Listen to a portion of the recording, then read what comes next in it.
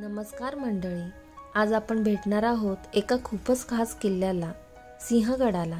पुण्यापासून फक्त 30 किलोमीटर अंतरावर असलेला हा किल्ला इतिहासाने समृद्ध आहे। चला तर मग सिंहगडाचा प्रवास सुरू करूया। सिंहगडाचं मूळ नाव कोंढाणा होतं, पण 1670 मध्ये या किल्ल्यावर झालेल्या वीर लढाईमुळे त्याला सिंहगड असं नाव मिळालं।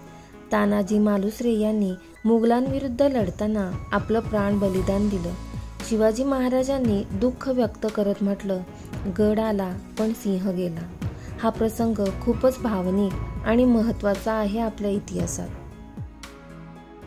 किल्ल्याजवळ अनेक ठिकाणी तुम्हाला स्थानिक पदार्थ जसे की पिठलं भाकरी, कांदा भजी, ताक, गरम गरम चहा मिळू शकतो। काही फेरेवाले ट्रेकरसाठी स्नॅक्स आणून विकतात। ट्रेक सुरू करताना किल्ला, परिसर आणि निसर्ग दिसतो। मार्गात थोडेसे कडक उतार पण सुरक सृष्टीचा अनुभव घेता येतो। काही ठिकाणी पायऱ्या असून थोड्या विश्रांतीसाठीही जागा सुद्धा आहेत। सिंहगडाला 2 मुख्य दरवाजे आहेत, पुणे दरवाजा आणि कल्याण दरवाजा। हा ट्रेक थोडा उताराचा आहे, पण निसर्गरम्य वाटा आणि ताज्या हवेमुळे मजा येते। ट्रेक करताना तुम्हाला किल्ल्याच्या इतिहासाची आठवण देणारे अनेक खुणा दिसतात। किल्ल्यावरून सह्याद्रीच्या पर्वतरांगा दिसतात, तसेच खडकवासला धरण, आसपासचे इतर किल्ले देखील पाहायला मिळतात। पावसाळ्यात किल्ला हिरवळीने न्हाहलेला दिसतो आणि वातावरण अत्यंत मनोहर दिसतं।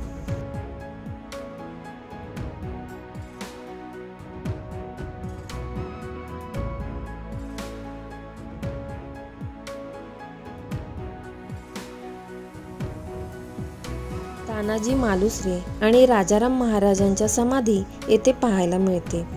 हत्ती तलाव, हनुमान मंदिर, दूरदर्शन टॉवर आणि झुंजार बुरुज किल्ल्याची महत्त्वाची ठिकाणे आहेत।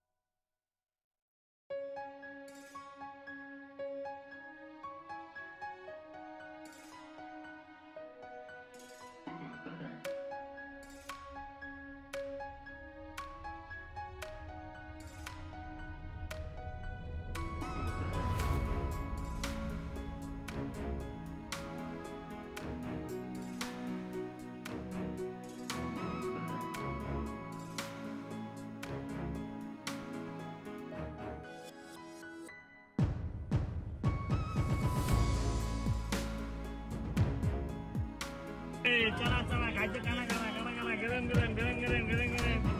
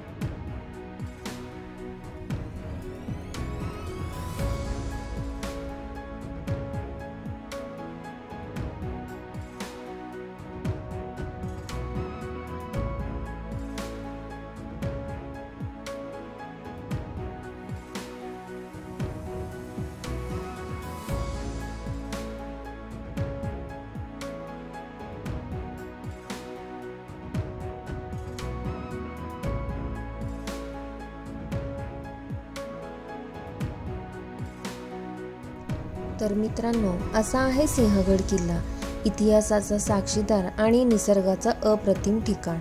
तुम्हाला हा व्लॉग आवडला असेल तर नक्की लाईक करा, सबस्क्राईब करा आणि कमेंट्समध्ये तुमचा अनुभव शेअर करा. पुढच्या प्रवासात भेटूया. जय महाराष्ट्र.